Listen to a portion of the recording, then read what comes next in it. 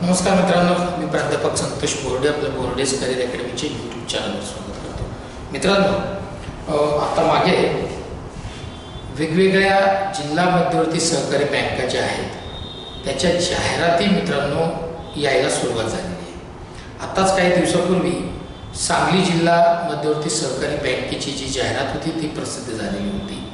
त्याच्या आधी सोलापूरची जी जाहिरात होती जिल्हा बँकेची तीही प्रसिद्ध झालेली होती. आणि आता मित्रांनो जालना जिल्हा सहकारी मध्यवर्ती बँकेची जी आहे म्हणजे जालना DCC बँकेची ही जी जाहिरात आहे ही प्रसिद्ध झालेली आहे. याच्यात वेगवेगळे पद मित्रांनो आहेत. एकूण पद 70 आहेत, म्हणजे टोटल नंबर ऑफ वॅकन्सीज या 70 आहेत. परंतु याच्यामध्ये एकच पद नाही आहे, तर त्याच्यामध्ये वेगवेगळे पद आहेत. हे नेमके पद कोणते आहेत, त्या पदांच्या जागा किती आहेत, ते पदांची संख्या किती आहे आणि असे सगळे मिळून एकत्र 70 होणार आहेत. तर नेमकं कोणत्या कोणत्या पोस्टसाठी किती किती वॅकन्सीज आहेत याची माहिती या व्हिडिओमध्ये मी देणार आहे. सोबत त्याची पात्रता आणि परीक्षेचा असणारा जो पॅटर्न आहे तोही मी तुम्हाला सांगणार आहे. पण त्याच्या आधी बोर्डेज करिअर अकॅडमीच्या यूट्यूब चॅनलला जर आपण पहिल्यांदा व्हिजिट करत असाल तर बोर्डेज करिअर अकॅडमीचे यूट्यूब चॅनल आणि टेलिग्राम चॅनल ज्याच्यावर ही सगळी PDF तुम्हाला मिळणार आहे त्याच्या लिंक डिस्क्रिप्शन बॉक्समध्ये आहेत, त्या सबस्क्राईब करायला विसरू नका. आणि मित्रांनो बेल आयकॉन प्रेस करा म्हणजे वेळोवेळी येणाऱ्या सगळ्या नवनवीन जाहिराती सगळ्यात आधी तुमच्यापर्यंत पोहोचतील. तर मित्रांनो सुरू करूया जालना DCC बँकेची ही जाहिरात मित्रांनो आणि त्याच्याबद्दलची माहिती. नवीन बॅच बँकिंग MBA CET आणि ॲग्रिकल्चर फील्ड ऑफिसरसाठीची 6 जुलैपासून 2026 पासून सुरू झालेली आहे. त्याची इन्क्वायरी आपण डायरेक्ट छत्रपती संभाजीनगरला येऊन करू शकता, संत एकनाथ रंगमंदिरच्या बाजूला उस्मानपुऱ्यामध्ये, किंवा हेल्पलाईन नंबर दिलेला आहे डिस्क्रिप्शन बॉक्समध्ये, आपण कॉल करूनही विचारू शकता. आपण आता डायरेक्ट जाऊया मित्रांनो. जी जाहिरात आलेली आहे त्याच्याबद्दलची संपूर्ण माहिती आपण इकडे घेणार आहोत, बघूया.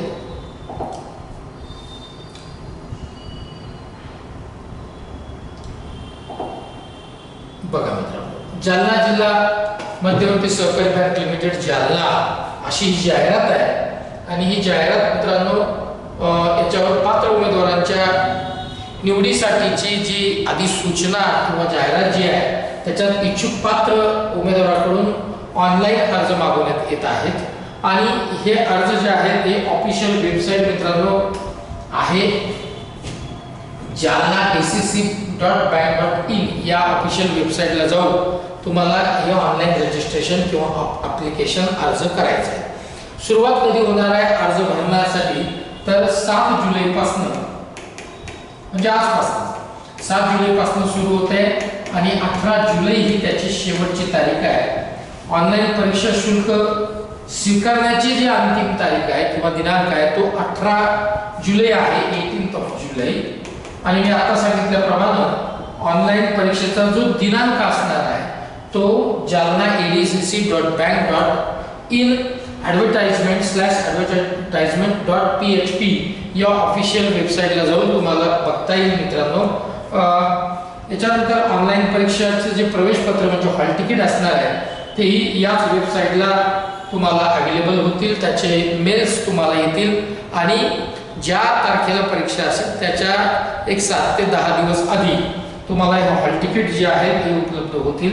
त्यानंतर परीक्षा झाल्याच्या नंतर त्याचे जे डॉक्युमेंट व्हेरिफिकेशन आहे आणि जे इंटरव्ह्यू होणार आहे त्याच्याबद्दलची पण माहिती संपूर्ण म्हणजे सगळ्याची माहिती तुम्हाला ऑफिशियल वेबसाईटला जालना DCC.bank.in याच वेबसाईटला तुम्हाला बघायला मिळणार आहे. सोबत आम्ही सुद्धा वेळोवेळी तुम्हाला या ज्या अपडेट्स आहेत बँकेच्या बद्दलच्या किंवा परीक्षेबद्दलच्या हॉल तिकीट बद्दलच्या आणि इंटरव्ह्यू आणि एक्झाम बद्दलच्या या वेळोवेळी देत राहू.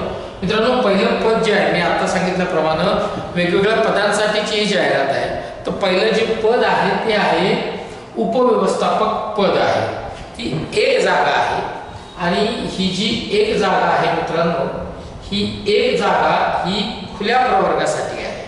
इथे आपण बघू शकत असाल तर खुल्या प्रवर्गासाठी ही एक जागा असणार आहे. एकूण पदच एक आहे. हे पद आहे उपव्यवस्थापक या पदासाठीची ही एक जागा आहे. ठीक आहे. त्याच्यानंतर दुसरं जे पद आहे ते सहाय्यक व्यवस्थापक पद, त्याची पण एकच जागा मित्रांनो आहे आणि ही जी एक जागा आहे ही सुद्धा खुल्या प्रवर्गासाठी आहे, हे तुम्हाला व्यवस्थित समजून घेणं अतिशय आवश्यक आहे. त्याच्यानंतर जे तिसरं पद आहे ते आहे बँकिंग ऑफिसर नंबर 1. त्याची जी जागा आहेत त्या 2 जागा आहेत. त्याच्यापैकी एक जागा जी आहे ती अनुसूचित जातीसाठी राखीव आहे आणि एक जागा जी आहे ती खुल्या प्रवर्गासाठी आहे. म्हणजे एक जागा ही अनुसूचित जातीसाठी आणि एक जागा ही खुल्या प्रवर्गासाठी, अशी एकूण मिळून ह्या 2 जागा आहेत. आधीच्या एक आणि ही 2 म्हणजे अशा झाल्या या 4 जागा. पुढे आपण बघूयात अजून कुठलं पद आहे का, तर अजून मित्रांनो बँकिंग ऑफिसर नंबर 2 याच्या जे पद आहेत ते आहेत एकूण पद 11 म्हणजे 11 जागा आहेत. त्या 11 जागांमध्ये कोणकोणत्या प्रवर्गासाठी किती जागा आहेत तेही आपण बघून घेऊयात. मित्रांनो याच्यामध्ये अनुसूचित जातीसाठी 1 जागा आहे, अनुसूचित जमातीसाठी 1 जागा आहे, विमुक्त जाती 1 जागा आहे. त्याच्यानंतर मित्रांनो इतर मागासवर्गीयासाठी 1 जागा आहे. त्यानंतर मित्रांनो SEBC साठी 1 जागा आणि त्याच्यानंतर आदोगसाठीची 1 जागा आणि खुल्या प्रवर्गासाठी 4 जागा. अशा एकूण या सगळ्या 11 जागा आहेत. आधीच्या 4 आणि या 11, ठीक आहे, अशा 15 जागा झाल्या मित्रांनो. आता आपण पुढे जाऊया. ही जागा जी होती ही बँकिंग ऑफिसर नंबर 2 हे जे पद आहे 11 जागा. पुढे जाऊया, अजून कुठले पद आहे तेही आपण बघूया. आता जी क्लरिकलचं जे पद आहे म्हणजे कारकून किंवा लिपिक आपण ज्याला म्हणतो, या जागा तब्बल 55 आहे. अशा सगळ्या मिळून या 70 जागांसाठीची जाहिरात मी आधी सांगितल्याप्रमाणे आहे. याच्यामध्ये आता वेगवेगळ्या प्रवर्गासाठी या जागा आहेत, ज्या 55 जागा आहेत त्या कशात आपण त्या बघून घेऊ. कोणत्या प्रवर्गासाठी किती आहेत. अनुसूचित जातीसाठी पदांची संख्या 7 मित्रांनो आहे. अनुसूचित जमातीसाठी 5 आहेत. विजा अ साठी 2 आहे. भज ब साठी 1 आहे. भटक्या जमाती क 2 जागा आहेत. त्याच्यानंतर विमा प्र साठी ही 1 जागा आहे. भज ड साठी 1 जागा आहे. सॉरी.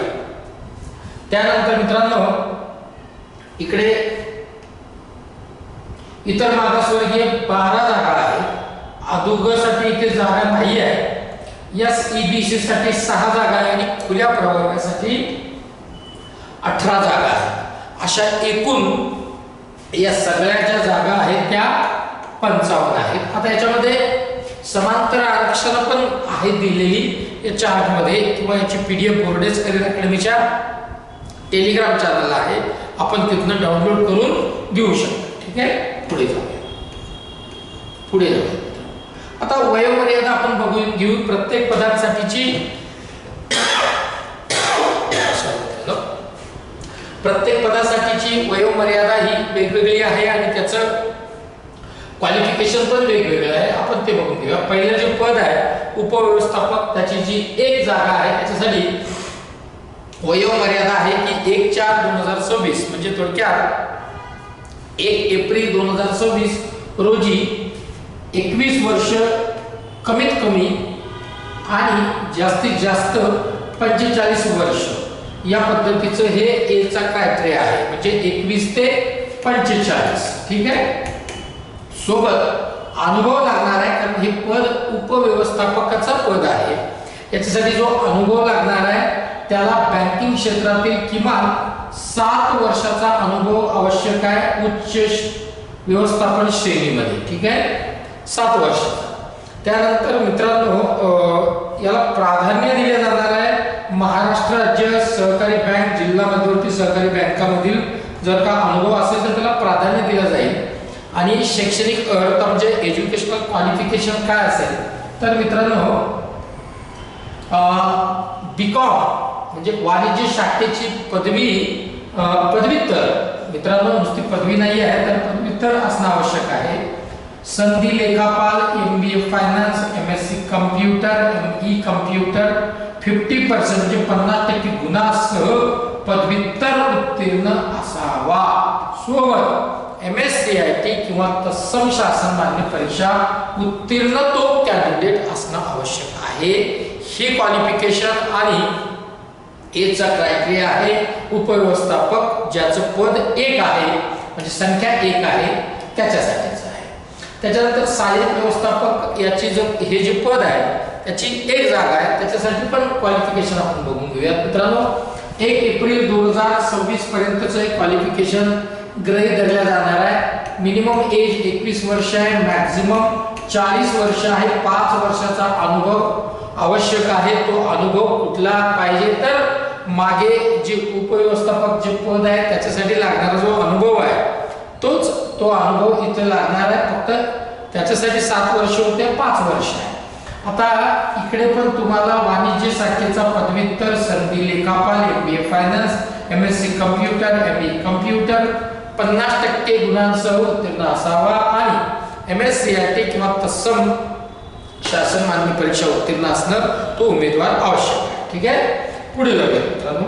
बँकिंग ऑफिसर नंबर 1 ज्याच्या 2 जागा आहेत त्याच्यासाठी आपण बघून घेऊया मित्रांनो। क्रायटेरिया काय आहे तर कमीत कमी वय 21 वर्ष पाहिजे आणि मॅक्झिमम 40 वर्ष पाहिजे। इकडे मित्रांनो तुम्हाला महत्त्वाचा विषय इकडे आहे तो असा आहे की अर्जदार हा सेम आहे। इथं मिनिमम जे आहे तर 40 आणि 40 मिनिमम 21 वर्ष आहे, मॅक्झिमम 40 वर्ष आहे आणि राखीव प्रवर्गातील जो उमेदवार आहे त्याच्यासाठी मात्र 45 वर्ष वय आहे हे लक्षात ठेवायचं आहे। 3 वर्षाचा अनुभव लागणार आहे। एज्युकेशनल क्वालिफिकेशन सेम आहे। वाणिज्य शाखेचा पदव्युत्तर MBA फायनान्स ME कम्प्युटर 50% मार्कांसह तो उत्तीर्ण पाहिजे। MSCIT चं सर्टिफिकेट किंवा इतर जे शासन मान्य परीक्षा असतील तो उत्तीर्ण होणं आवश्यक आहे। त्याच्यानंतर जो आहे तो आहे बँकिंग ऑफिसर नंबर 2 ज्याच्या 11 जागा आहेत।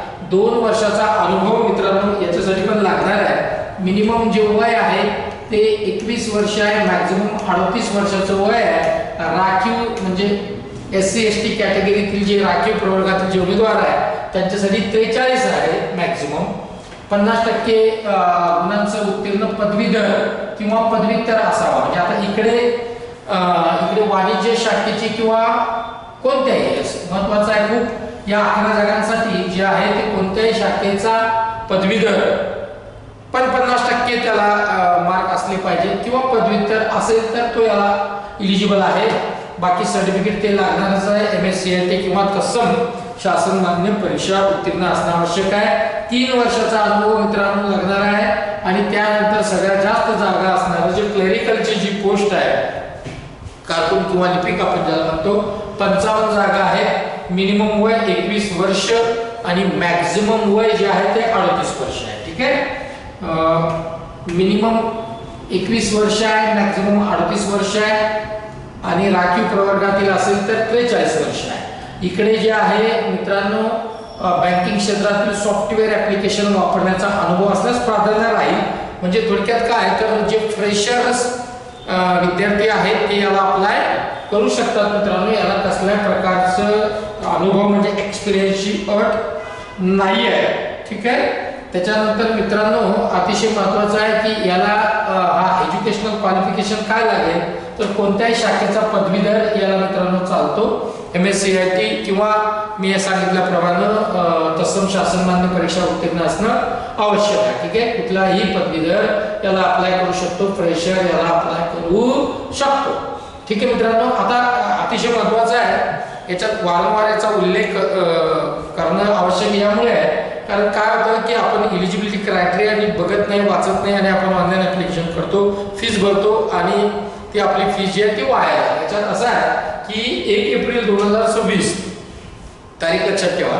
1 एप्रिल 2026 या तारखेपर्यंत तुमची वयोमर्यादा म्हणजे एजचा क्रायटेरिया आणि क्वालिफिकेशनचा क्रायटेरिया व मूळ कागदपत्र असलेले उमेदवारच या तारखेपर्यंतचेच ग्राह्य धरल्या जातील, पात्र असतील। ठीक आहे, त्याच्यानंतर मित्रांनो पदांची संख्या कमी होणं, वाढवणं किंवा परीक्षा पोस्टपोन होणं किंवा त्याचे काही जे अधिकार आहेत त्या पद्धतीचे सगळे बँकेने आपल्याकडे राखीव ठेवलेले आहेत किंवा त्यांच्याकडे ते राखून ठेवलेले आहेत. ठीक आहे. आता याच्यामध्ये प्रोव्हिजन किती असेल सिलेक्शन झाल्याच्या नंतरचं, तर मित्रांनो याचं जी प्रोव्हिजन असणार आहे ती प्रोव्हिजन आहे बँकेच्या निवड करण्यात आलेल्या उमेदवारांना 3 वर्षासाठी परिवीक्षाधीन म्हणजे प्रोव्हिजन त्याचा जो पिरियड असणार आहे प्रोव्हिजनरी नेमणूक दिल्या जाईल किती 3 वर्षासाठी. ठीक आहे. त्याच्यामध्ये या कालावधीमध्ये म्हणजे परिवीक्षाधीन या कालावधी म्हणजे प्रोव्हिजन पिरियड मध्ये तुम्हाला मित्रांनो bank officer number 1, bank officer number 2, आपलं बँक ऑफिसर नंबर 1 साठी 7000, बँक ऑफिसर 2 साठी 6000 आणि क्लरिकल साठी जे आहे कारकून जे असणार आहे किंवा लिपक जे आहे त्यांच्यासाठी 5000 असे मासिक जे आहे ते मानधन देण्यात येईल. ठीक आहे. आणि जर तुम्ही ती सेवा परिवीक्षाधीन कालावधी म्हणजे थोडक्यात प्रोव्हिजन तुम्ही अतिशय चांगलं पूर्ण केलं, सक्सेसफुल तुम्ही ते पूर्ण केलं, तर त्या त्या पदाच्या श्रेणीसाठी लागू असलेल्या त्या उमेदवाराला वेतन श्रेणीनुसार वेतन देण्यात येईल. ठीक आहे. 3 वर्षाच्या नंतर सदर उमेदवारास कायम निवडणुकीबाबतच्या बँकेच्या स्थायी आदेशातील व सेवा नियमातील प्रचलित नियम, अटी व शर्ती बंधनकारक राहतील. ठीक आहे. बाकी इकडे त्याची सॅलरी दिलेली आहे कधी जेव्हा तुम्हाला ती संपूर्ण वेतन श्रेणी लागू होईल त्याची. ठीक आहे.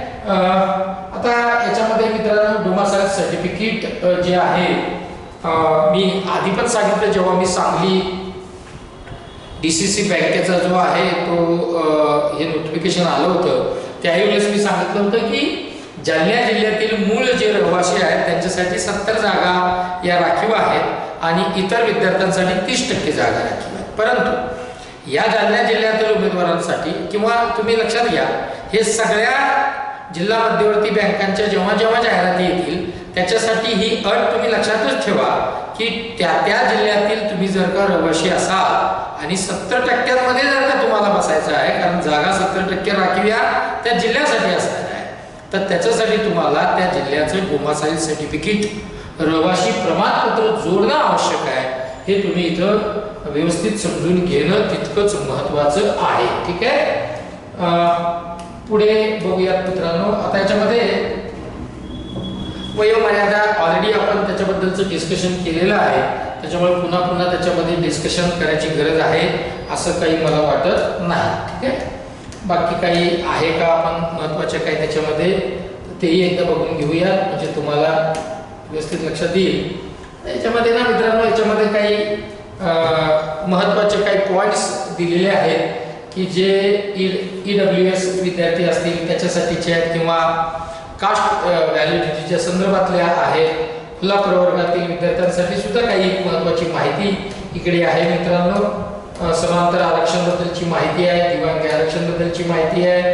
हे सगळं नेहमीप्रमाणे जे असतं ते सगळं मित्रांनो याच्यामध्ये माहिती आहे. ठीक आहे. पुढे काही महत्त्वाचे काही पॉईंट्स आहेत का ते आपण बघून घेऊ.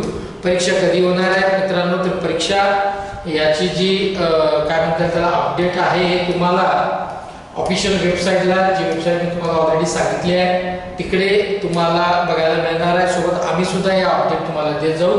मित्रांनो ऑनलाईन परीक्षा शुल्क किती असेल ते आपण बघून घेऊया. याच्यामध्ये जी तुमची जी फीस असणार आहे ती खुला प्रवर्गासाठी जी आहे ती 1000 रुपये आहे मित्रांनो GST सहित.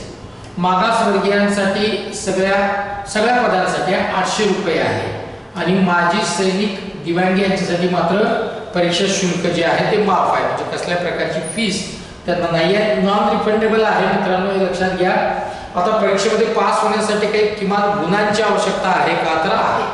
पहिलं जे पद आहे उपव्यवस्थापक यासाठी 40% जे गुण आहेत एकूण गुणांच्या इतके मार्क तुम्हाला पाहिजे. सहाय्यक व्यवस्थापकासाठी सुद्धा म्हणजे सगळ्या पदांसाठी 40% गुण तुम्हाला मित्रांनो हे आवश्यक असणार आहे. चुकीचे जे प्रश्न असणार आहेत त्या उत्तरास 14 म्हणजे 0.25 निगेटिव्ह मार्किंग जे आपल्या नेहमीचे असते बँकांच्या किंवा इतर परीक्षेसाठी ती इथे पण लागू मित्रांनो आहे. ठीक आहे. आता मुलाखतीबद्दल आणि काही डॉक्युमेंट व्हेरिफिकेशन बद्दलची सूचना इकडे दिलेली आहे, ती तुम्ही व्यवस्थित वाचून घ्या. काही जर तुम्हाला अडचण जर आली तर या टोल फ्री क्रमांकावर तुम्हाला कॉन्टॅक्ट तुम्ही करू शकता किंवा बोर्डेज करिअर अकॅडमीला सुद्धा तुम्ही कॉल करून काही तुमचे जर अडचणी असतील तर कमेंट बॉक्समध्ये कमेंट करा, म्हणजे त्याच्यावरही तुम्हाला क्लेरिफिकेशन देता येईल. आणि मित्रांनो, तुम्ही अर्ज भरताना स्वतःचा ईमेल आयडी, मोबाईल क्रमांक व आधार क्रमांक अचूक भरणे आवश्यक आहे अशी सूचना इथं दिलेली आहे. आपण त्या सूचनेचं पालन करावं. ठीक आहे. किंवा थोडक्यात भरताना काळजी घ्यावी. बाकी काही महत्त्वाचे मुद्दे आहेत का तेही आपण बघून घेऊ की जेणेकरून तुम्हाला अडचण येणार नाही. ठीक आहे. नाही याच्यामध्ये ओके. ठीक आहे. ठीक आहे मित्रांनो, मला सगळे पॉईंट्स आपण कव्हर केलेले आहेत. ठीक आहे. आजपासून ऑनलाईन रजिस्ट्रेशनला सुरुवात झालेली आहे, तर मला असं वाटतं की एक चांगली अपॉर्च्युनिटी आहे, ही मिस तुम्ही करू नाही. आणि तुम्हाला जर का या बाबतीत अजून काही अडचण जर असेल किंवा काही तुमचे डाऊट्स असतील तर कमेंट बॉक्समध्ये कमेंट करायला विसरू नका. आणि बोर्डेज करिअर अकॅडमीच्या यूट्यूब चॅनलला जर आपण पहिल्यांदा व्हिजिट करत असाल तर सबस्क्राईब करा आणि बेल आयकॉन प्रेस करायला विसरू नका. चला इथेच थांबतो. जय हिंद, जय महाराष्ट्र.